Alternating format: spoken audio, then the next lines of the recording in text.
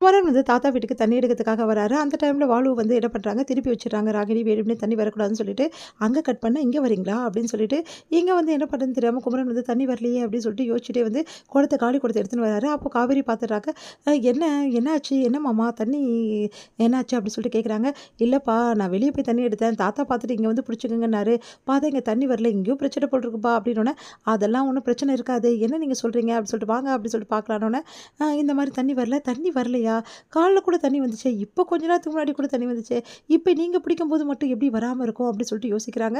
இது ஏதோ இருக்கே! அப்டி சொல்லிட்டு பார்க்குறாங்க. பார்த்தா யாரோ மறைஞ்சிருந்து பார்க்குற மாதிரி இருக்கு.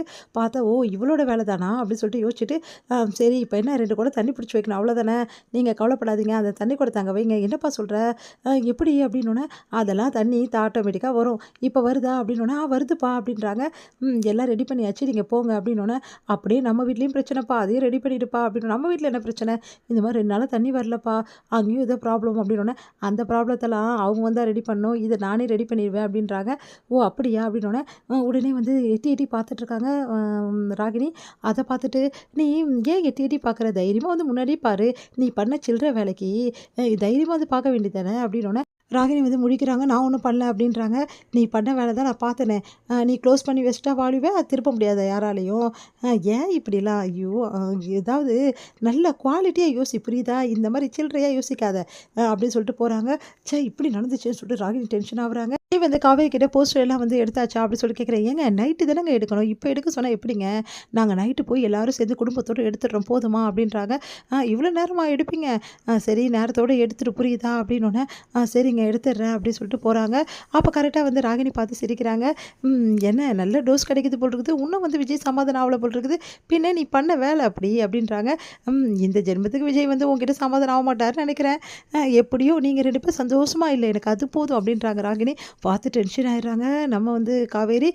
காவேரி வந்து அப்படியே பார்த்துட்டு தாத்தா வந்து உடனே, "ஏம்மா இப்படிலாம் பண்ற? அவ பாவம் ஏதோ டென்ஷன்ல இருக்கா. உன்ன ஏம்மா அவள வெறுப்பேத்துற?" அப்படின்னோனே, "பின்ன என்ன தாத்தா? அவருக்கு பிடிக்காதத செஞ்சா நல்லா வாங்கி கட்டிக்க தான் வேணும். அதான் வாங்கி கட்டிக்கிறா." அப்படின்னோனே, "நீ பண்றது கொஞ்சம் கூட சரியில்ல ராகினி" அப்படின்றாங்க. "என்ன பண்ண தாத்தா? அவ தான் வேணும்னு பண்ணிட்டு இருக்கா. பாருங்க விஜய் வந்து அவள ரொம்ப வெறுக்கிறாரு. அவள பார்த்தாவே அவருக்கு சுத்தமா பிடிக்கல. பார்த்தீங்களா எப்படி திட்டி அனுப்புறாருன்னு சொல்லிட்டு." உண்மையிலேயே காவேரி பாவம் தாத்தா அப்படி சொன்னோனே, "நீ தப்பா புரிஞ்சுட்டு இருக்கம்மா" அப்படின்னு சொல்லிட்டு சொல்ல வராரு. உடனே வந்து ஒரே சத்தம் கேட்குது. "என்னாச்சு?" அப்படின்னோனே, காவேரி வந்து போன காவேரி கீழ விழுந்துடுறாங்க. விழுந்துட்டாளா? அப்படி சொல்லிட்டு சந்தோஷப்படுறாங்க ராகினி. உடனே வந்து ஓடி வராரு விஜய் எல்லாரையும் விட்டுட்டு ஓடி வந்து காவேரியை தூக்குறாரு. "என்னாச்சு? பார்த்து போமாட்டியா நீ?" அப்படின்றாரு. "அது வந்துங்க ஒரே டென்ஷனா நடந்துட்டு இருந்தேனா, நீங்க வேற திட்டுனீங்களா, அதுலயே போனேனா திடீர்னு விழுந்துட்டேங்க" அப்படின்றாங்க. "பார்த்து போ வேண்டியது தானே காவேரி, ஏன் காவேரி இப்படிலாம் பண்ற?" அப்படின்னு சொல்லிட்டு தூக்குறாரு. சரி கால கீழ வைக்க முடியல, நான் தூக்கிக்கிறேன் போதுமா? அப்படி சொல்லிட்டு தூக்கிட்டு போறாரு. இதையெல்லாம் பார்த்துட்டு ராகினி அப்படியே டென்ஷன் ஆகி நிக்கிறாங்க. உடனே தாத்தா சொல்றாரு, "இங்க பாரு இதுதான் வாழ்க்கை புரியுதா? விஜய் வந்து அவன் மேல அவ்ளோ பாசம் வச்சிருக்கான். ஆனா அத வெளிக்காட்ட மாட்டான் அவ்வளோதான். மத்தபடி அவங்க 2 பேருக்குள்ள நெறைய புரிதல் இருக்கு. நீ தேவையில்லாம அவங்க விஷயத்த தலையிடாம இருக்கிறது தாம்மா உனக்கு நல்லது. இப்ப புரிஞ்சுதா? அவன் என்னதான் திட்டினாலும் காவேரிக்கு ஒண்ணுனா ஓடி வரான் பாத்தியா? அதுதாம்மா புருஷன் பொண்டாட்டி பாசம். அதெல்லாம் வந்து உனக்கு புரியாதும்மா. நீ சின்ன பொண்ணுல்ல. இப்ப தான் கல்யாணம் ஆயிருக்கு. நீயும் அஜய் கூட இந்த மாரி சந்தோஷமா இருக்கணும் புரியுதா?" அப்படின்னு சொல்லிட்டு போறாரு. அது கேட்டு ராகினி செமையா டென்ஷன் ஆயிடுறாங்க. ச்சே! இப்படி நடந்துச்சே அப்படின்னு சொல்லிட்டு, அடுத்து வந்து "சாரி பாஸ் நான் இப்பவே கிளம்பி போறேன்" அப்படின்னு சொல்லிட்டு காவேரி போக பார்க்குறாங்க. "எங்க போற?" "அதான் அந்த போஸ்டர் எடுக்கிறதுக்கு தான் நாங்க எல்லாரும் போறோம்" அப்படின்னோனே, "அதெல்லாம் ஒண்ணும் தேவையில்ல. இங்க பாரு இப்போ உனக்கு ஸ்ட்ரெயின் பண்ணக்கூடாது புரியுதா?" அப்படின்னு சொல்லிட்டு "முதல்ல உட்காரு அப்புறம் பார்த்துக்கலாம்" அப்படின்னோனே, காவேரி யோசிக்கிறாங்க. விஜய பார்த்து இதோட முடியுது.